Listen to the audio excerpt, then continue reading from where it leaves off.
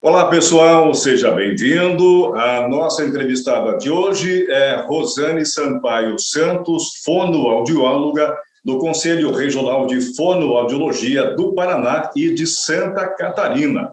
Também coordenadora com mestrado e doutorado em distúrbios da comunicação da Universidade Tuiuti. Muito obrigado por aceitar o convite para bater um papo com a gente. Rosane, seja bem-vinda. Olá, que bom estar aqui com você, Milton, e com os seus ouvintes, poder conversar um pouquinho e falar, né, um pouco do nosso trabalho como fonoaudióloga. Universidade Tuiuti do Paraná mesmo, a gente traz esse nome indígena, que é uma universidade aqui de Curitiba, né, então ele tem essa característica aí do nome, tá? Pois é, Rosane, nosso assunto é interessante e eu acho que muita gente não conhece. Eu, por exemplo, não sabia da importância da fonoaudiologia em bebês prematuros. Como é que funciona esse trabalho do fonoaudiólogo e qual a importância desse trabalho para bebês prematuros, Rosane? Ótimo. Até às vezes, Milton, não é uma dúvida só tua, muitas pessoas nos perguntam, né? Mas, você já vai na unidade de terapia intensiva para ajudar as crianças a falarem, né? Então, às vezes a ideia de que o nosso universo da fonoaudiologia esteja voltado muito à questão da comunicação, mas nós também temos os fatores tanto da deglutição como da audição. Então, quando nós estamos pensando na unidade de terapia intensiva, nós estamos pensando do risco do bebê prematuro, principalmente em relação ao início de dieta via oral, então a capacidade de deglutição, e também aos cuidados em relação à parte auditiva, né, desses bebês, então, do ambiente que está ali. Esse é um grande fator. Então, hoje, o nosso grande número, né, de indivíduos que acabam nascendo de forma prematura, então dos bebês prematuros é muito grande. Então, o fonoaudiólogo hoje ele faz parte da equipe, existe uma regulamentação de obrigatoriedade, então toda unidade de terapia intensiva precisa ter dentro dessa equipe multiprofissional o fonoaudiólogo, que terá, uma das principais ações dele é avaliar a questão da possibilidade de via oral para esse bebê, então a possibilidade dele ir ao aleitamento materno ou receber algum acesso, e os cuidados relacionados à parte auditiva, e também a gente acaba fazendo um trabalho em relação à comunicação da equipe com esses pais, da equipe, né, pela habilidade que o fonoaudiólogo tem dentro da sua formação. Certo. Bom, você já falou que tem um grande número de bebês, eu tenho dados que vocês nos mandaram aqui. No Brasil, 340 mil bebês nascem prematuros todo ano. É um número considerável. São 11,5% do total de nascidos, o equivalente a 931 por dia, ou então 6 prematuros a cada 10 minutos. É realmente um número bastante considerável, não é, Rosane? É um número significativo, nós somos 15 milhões, né, de crianças, né, prematuras. Em novembro, no momento, Milton, é feito até uma ação muito forte atualmente para trazer a consideração a importância dos cuidados. Então, o avanço da tecnologia, o avanço da medicina nos proporciona uma sobrevida maior dessas crianças, isso sem sombra de dúvidas. Mas nós temos fatores importantes. Então, a equipe multiprofissional, o trabalho interprofissional, ele é fundamental para dar qualidade e sobrevida mesmo a esses bebês, né? Então, o risco que a gente tem... Então, por que a deglutição é tão importante nessa hora, né, Milton? Eu costumo dizer que a gente não presta atenção nela, porque ela é um reflexo, na grande parte do nosso tempo, porque a gente deglute a cada minuto. Então, quando eu começo a falar sobre isso, aí a gente presta atenção que, é mesmo, né? Estou agora deglutindo, mas você fez isso várias vezes. Um adulto a saliva, por exemplo, né? A própria saliva, isso. Não é? São 2 litros de saliva para um indivíduo adulto, claro que o infantil um pouco menos, né? Menos de 1 litro, mas veja, mesmo que o bebê prematuro, o que é o bebê prematuro? Né? Eu acho importante a gente delinear. É aquela criança que nasceu com menos de 37 semanas de gestação. Então, o processo de deglutição, essa habilidade que a gente tem, ele vai ter maturidade mesmo por volta de 32, 34 semanas. E aí é muito comum a gente encontrar bebês com 20 semanas, 21, né, 28, 30, e esses bebês precisam fazer esse processo ainda de maturidade, e a gente vai ter que encontrar um momento mais adequado para a introdução via oral, para que esse alimento, né, qual é o nosso risco? Que o alimento que a gente vai começar a introduzir pela boquinha, seja no aleitamento materno ou num outro sistema, madeira, o que seja, não vá para o pulmão. Então, o grande fator para nós é minimizar o risco de mortalidade por broncospneumonias aspirativa. E isso é um fator que às vezes fica meio latente, né? Quando a gente fala da importância do trabalho multidisciplinar nas unidades de terapia intensiva, porque às vezes o médico tira o bebê do risco, né? Consegue via medicação, via tecnologia, mas tem um momento que eu tenho a idade gestacional, mesmo posterior, mas eu preciso criar uma forma de alimentação que essa criança siga depois para ir para casa, o desenvolvimento e ganho. E se isso não tiver um profissional, uma avaliação adequada, um mecanismo de instrumentos para isso, eu posso gerar uma pneumonia que causa mortalidade. Então, isso tem sido desafiador para nós, quando a gente fala da importância de estar nesses ambientes, né? Então, de reconhecer, a equipe reconhecer os riscos. Então, além do fonoaudiólogo avaliar e identificar a criança de risco, monitorar, criar mecanismos para que essa maturidade do sistema digestório aconteça, ele cria um mecanismo de alerta a toda a equipe. Para que, então, os pais são apropriados dos cuidados que precisam ter, então, são crianças mais frágeis, são crianças que têm mais riscos da gente ver aquelas cenas, né, dos pais correndo buscar auxílio porque o filho se afogou durante uma amamentação e tudo mais. Então, esses pais são mais preparados, a gente trabalha, Milton, com eles muito próximos, né, para poder fazer essa transição e sempre com o objetivo de levar o aleitamento materno, né, se possível. Rosane, isso é uma preocupação que deve ser só dos pais ou as equipes dos hospitais onde nascem bebês prematuros já tem gente especializada para essa finalidade? Ok. Bom, até hoje a gente possui uma associação que é a AMIB, né? A Associação Médica Intensivista, que também abre para outras áreas. Então, a gente tem uma área da fonoaudiologia, fisioterapia, nutrição. Então, esses profissionais que atuam dentro de um hospital, dentro de uma unidade de terapia intensiva, eles vão ter algumas formações um pouquinho diferenciadas, Milton. Então, normalmente a gente tem o que a gente chama de uma especialização em disfagia. Então, quando eu não consigo me alimentar bem, tem alteração na ação da deglutição, a gente chama de disfagia. E isso existe hoje, é uma especialidade da fonoaudiologia, que atende desde do bebê ao adulto, ao idoso, mas ele tem principalmente o foco de habilitar esse fonoaudiólogo para a atenção dessas crianças, e que aí ele, sim, atua com essa equipe. Isso é fundamental. Então, a equipe normalmente tem formação mais focada para a área intensivista, são profissionais que têm formação em relação ao próprio aleitamento materno.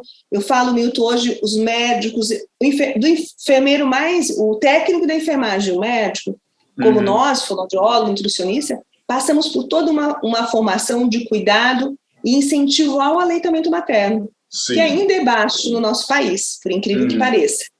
Então, esses profissionais para que a gente atue nesse setor, nós passamos por formações para que a gente possa estar ali. Então, digamos assim, o fonoaudiólogo, ele passa por uma especialização para atuar nesse setor, é isso? Isso. Não há uma obrigatoriedade, mas a gente tem aí relativamente um mercado que já delinea, né, a necessidade, porque é um perfil de ambiente de atuação que exige de nós mais conhecimentos diferenciados de pronto atendimento, do que é uma criança entubada, né, que teve que ficar dias no tubo, às vezes tem traqueostomia, sonda, gastro, né, então formas de acesso alimentar.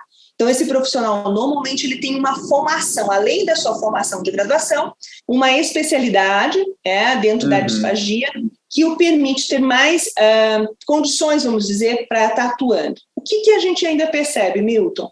Isso é um dado do Conselho Federal. Nós temos fonoaudiólogos atuantes, mas ainda nós somos poucos na sociedade. Numa gama geral. Então, se você fala ali, ó, nós temos 340 mil bebês, né? Veja, 6 prematuros a cada minuto. Nós ainda não temos a quantidade suficiente de profissionais no mercado para atender essa demanda. Nós não temos um número de instituições de universidade superior, de profissionais especializados nessa área, e a fonoaudiologia tem uma gama, né, de áreas, auditiva, de voz, Então, isso nos preocupa muito no intuito de que nós temos que estar de forma mais clara na sociedade, mostrando a importância do fonoaudiólogo ali, solicitando as áreas, né, de educação, de saúde, investimento nessa área, para que a gente possa atender essa demanda. E a gente fala em valores econômicos juntos, Milton. Nós temos hoje dados de pesquisa, né? Eu sou pesquisadora, é o meu grande cunho, apesar de ter equipes também, hospital da qual eu gerencio, mas as pesquisas nos trazem os valores que representam uma criança que faz uma pneumonia aspirativa. Então, o custo hoje, para qualquer paciente que tem uma alteração de deglutição, ele custa em torno de $16 mil o seu atendimento. Se ele tem um evento de broncopneumonia, que é quando vai para o buraco errado, vamos dizer, né? Então, em vez de via digestória para via pulmonar, isso passa para $27 mil. Então, quando você aumenta o custo, quase dobra-se o custo, né? Sem considerar ali, então, qualidade de vida e toda, né, a ansiedade dos pais, tempo de permanência em hospitalização. Então, poder identificar o risco em relação à deglutição é muito importante. Nós teremos agora, dia 16 de abril, o dia da disfagia, que é uma data que nós vamos à sociedade trazer mais essa informação de conhecimento para que eles saibam a quem procurar, quais são os serviços que tem, né? E estabelecer. Grande parte dos hospitais hoje já possuem um fonoaudiólogo em suas unidades de terapia intensiva, sabe, Milton? Foi um mercado que abriu muito nos últimos 10 anos, eu posso dizer. A grande demanda hoje da fonoaudiologia está nesta área, então está fora as clínicas, né? Tem mas os hospitais sim, e normalmente eles têm entendido, né? Por legislação, né? ou por custos, ou por benefícios desse profissional, ele está inserido sim na unidade de terapia intensiva. Nós estamos conversando com a fonoaudióloga, a Rosane Sampaio Santos, do Conselho Regional de Fonoaudiologia do Paraná e também de Santa Catarina. Ela tem mestrado e doutorado em distúrbios da comunicação da Universidade Tuiuti do Paraná, Curitiba, não é, Rosane? Eu queria saber mais uma questão que me ocorreu agora, Rosane, que para que você falou esse trabalho é para evitar, digamos, a mortalidade dos bebês prematuros. Caso não haja um tratamento adequado pelo fonoaudiólogo, existe algum risco de sequelas para o bebê, por exemplo, também? O nosso grande fator, infelizmente, chega a ser até a própria mortalidade, né? Então, a pneumonia agravando, a sepse, né, desse bebê e a não boa evolução, inclusive que ele não consegue, muitas vezes, sair do ambiente hospitalar. Então, o ganho de peso, desenvolvimento vai depender dessa maturidade do sistema e esse acompanhamento de forma adequada. O que mais, às vezes, a gente vê são sequelas mais tardias desse pulmão, por exemplo, né? Sim. Que a gente tem crianças com um dado de qualidade de vida aí muito limitado em função de não ter tido esse cuidado anterior. Nós temos na universidade uma clínica SUS de atendimento de vários também locais, por ser uma referência da área, Milton, e a gente recebe vários casos. E às vezes eu entendo, por exemplo, que não tem um fonoaudiólogo no local, né? Então, as cidades mais do interior, que não tem um profissional. E aí, às vezes, a equipe médica tenta coordenar aquilo na medida do que é possível, né? Então, nós recebemos muitas sequelas de crianças que acabam tendo parada cardiorrespiratória em casa, né? Tem afogamentos mais sérios. Então, eu sempre falo, quando possível, o bebê prematuro ele precisa da avaliação do profissional, precisa da avaliação multiprofissional, é fundamental, né? Então, essa transição. Se vocês, como pais, têm eventualmente alguma dúvida, olha, meu bebê engasga toda mamada, ele fica roxinho, ele perde a força, procura uma assistência, né, para você poder ter uma avaliação. Normalmente é um período de transição, Milton, tem isso também, as crianças têm um amadurecimento natural, elas também vão evoluir de forma positiva, né, junto. Alguns casos que a gente tem uma sequela neurológica, que a gente tem outros fatores, esse cuidado se tenha que ocorrer com mais frequência e de uma forma mais contínua. Não podemos esquecer que a gente tem outros fatores que levam aí a complicações em relação à dentição. E um fator que a gente também não está falando, mas é a parte auditiva, né? Todo bebê tem direito ao teste da orelhinha, quando nasce, ao teste da linguinha, atualmente também, que é avaliar o freno lingual. E esses bebês que passam pela unidade de terapia intensiva, pela carga de medicamentos que passaram, pelo ambiente que tem também uma gama de ruído, devem ser monitorados de forma um pouco mais próxima. Então, toda criança deve fazer esse teste. É obrigatoriedade o teste da orelhinha hoje no Brasil todo. Então, ele faz lá um teste muito simples, é a emissão otoacústica, que dá uma acuidade auditiva, mas os bebês de unidade de terapia intensiva, nós solicitamos um monitoramento e outros exames complementares para realmente não deixar que, eventualmente, uma perda auditiva aí acabe passando em função até do que ele vivenciou, tá? E a reabilitação possa vir o quanto antes nos aspectos de acuidade auditiva. Perfeito. Rosane, nós estamos, então, falando com você que integra o Conselho do Paraná e Santa Catarina. Isso. Falando um pouco do nosso estado, Santa Catarina, como é que é o trabalho aqui em Santa Catarina, né, nessa área? O que você tem de dados sobre nosso estado Barriga Verde, Rosane? Barriga Verde aí. Então, vocês têm uma excelente universidade, várias outras universidades também pequenas, se tornou uma referência, foi quando a Universidade Federal de Santa Catarina abriu o curso de fonoaudiologia, ele completa, eu acredito que 12, 15 anos, hoje já, esse ano, agora 2022, elas abriram um mestrado em fonoaudiologia, então é um grupo bastante forte, que tem uma ação dentro de Florianópolis. Mas eu gostaria também de salientar algumas outras instituições, Univale, né, Itajaí, vocês têm em Joinville uma universidade também de Joinville, eu sinto muito, Milton, eu esqueci o nome dela agora, mas é uma instituição particular também, um grupo bastante forte, faz um trabalho, né, Joinville é uma referência na parte do Joint List, então tem ali um grupo, tem a doutora Fabiane Zimmermann, que trabalha com a grande parte dos hospitais, ela é precursora de uma residência muito forte na região. Então, Santa Catarina avançou nos últimos anos com algumas instituições de ensino. A Univale é uma referência, ela é mais antiga do que a nossa instituição. Aqui nós temos 65 anos, nós estamos há 30 com a fonoaudiologia aqui, a Univale também. Então, ela é uma referência, né? E vocês possuem esse serviço muito forte dentro da UFSC. Eu acho que a Universidade Federal, ela se implementou muito forte dentro do estado de Santa Catarina, isso permitiu que a fonoaudiologia pudesse avançar. Nós temos, aí não é só no Santa Catarina, tá, Milton? Ou no Paraná, é no Brasil. Ainda uma carência muito grande nos interiores, né? A região norte, no Brasil, a região norte, aqui nós temos menos profissionais ainda, mas Santa Catarina tem um número significativo e importante, e olha, excelentes colegas fazendo trabalhos na sua região. O conselho, então, ele atua em conjunto, Paraná e Santa Catarina, ou são conselhos separados, Rosane? Então, o conselho ele tem um conselho federal, que é o majoritário, é o maior, e nós temos 7 regionais.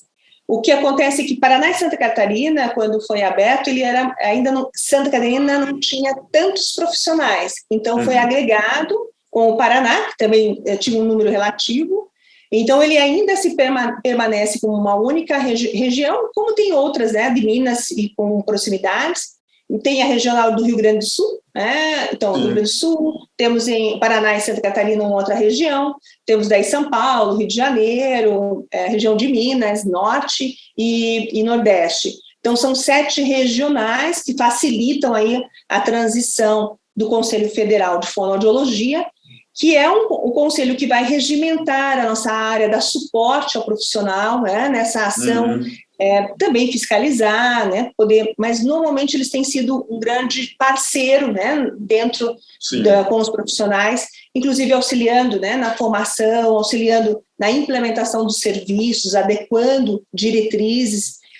Tem muita formação dentro do Conselho Federal de Fonoaudiologia.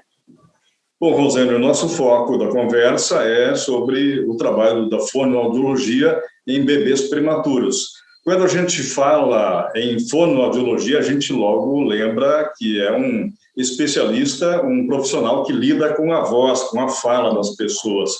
E é muito mais abrangente, como a gente viu esse assunto também, mas além dos bebês prematuros, que vocês têm um trabalho tão especial, e da voz humana e da fala, o que mais abrange o trabalho? Quais são as demais nuances, digamos assim, do fonoaudiólogo?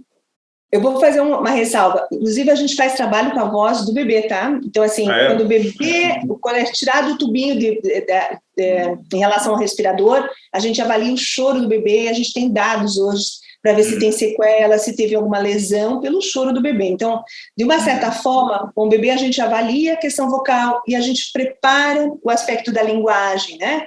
A fonoaudiologia, ela é a grande ciência detentora do conhecimento da comunicação, da linguagem.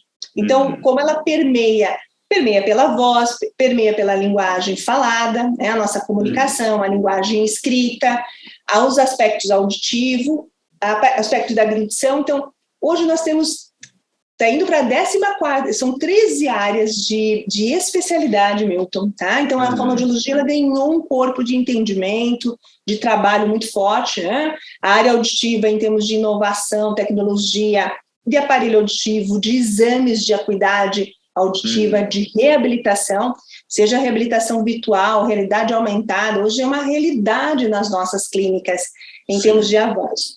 O fonoaudiólogo, ele é reconhecido pela voz, muitas vezes pela fala, e muito antes, quem trabalhava com o cantor ou com o radialista ou com o locutor, mas hoje, todos nós nos tornamos um comunicador. Né? Verdade.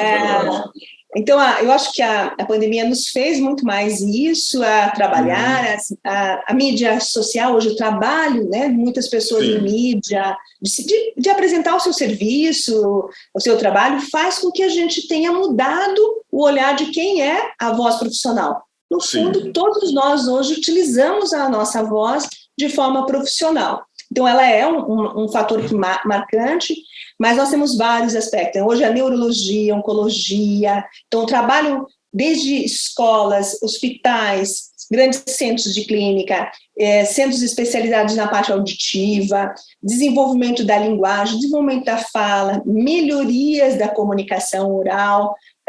Cada vez mais as pessoas têm buscado facilitadores da sua comunicação.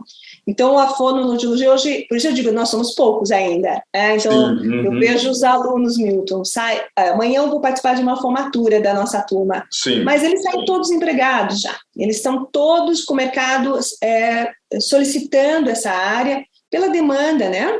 E se a gente pensar em futuro, Milton, ela foi considerada agora, saiu faz uns 20 dias atrás uma reportagem séria, um levantamento, pois eu não vou ter o nome aqui do Instituto, mas ela foi considerada nos Estados Unidos entre as 10 profissões do futuro, né? Então, assim, que ela se permanece aí como uma das grandes áreas de atuação dentro da área de saúde, sem dúvida. E a gente vem sentindo isso, principalmente pelo nosso fator do envelhecimento, o reconhecimento de que nós temos hoje uma sobrevida maior, mas nós também vamos lidar mais com algumas doenças, né? Então, perda auditiva, outros fatores que levam o fonoaudiólogo a ter essa profissão, uma demanda tão grande de mercado.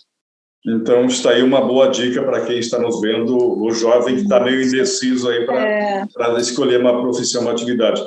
Eu vou partir, então, já que você falou de pessoas que nós estamos envelhecendo mais, estamos tendo mais anos de vida, isso é bom, bom sinal, mas também há fatores complicadores que acompanham esse processo. Como é que a gente, partindo agora, eu acho que eu vou legislar em causa própria agora, Rosane. A idade vai chegando, a gente já vai tendo também alguma preocupação nesse sentido. Como é que a gente pode manter a voz, digamos, jovem mesmo, com uma idade mais avançada? Porque, às vezes, as pessoas nos ouvem falar, essa é uma voz de uma pessoa de 60, 70, 80 anos. É possível manter a voz um pouco mais jovem, aquém da idade, digamos assim, Rosane? Essa questão da representação, né, do que a voz nos representa, porque ela tem uma representatividade da nossa identidade. E traz essas questões também da idade, e às vezes representa efetivamente a idade que eu tenho, às vezes não. Então, às vezes posso ter uma voz que representa estar mais velha do que eu gostaria de que isso passasse. O que é importante a gente entender, Milton? Assim como o nosso corpo, se eu quero mantê-lo um pouco mais, a atividade física será necessária para manter essa musculatura. Sim. A prega vocal, né, o aparelho fonador, não são cordinhas, né, musicais, acho que seria mais fácil para a gente afinar, são 2 músculos que precisam ser cuidados.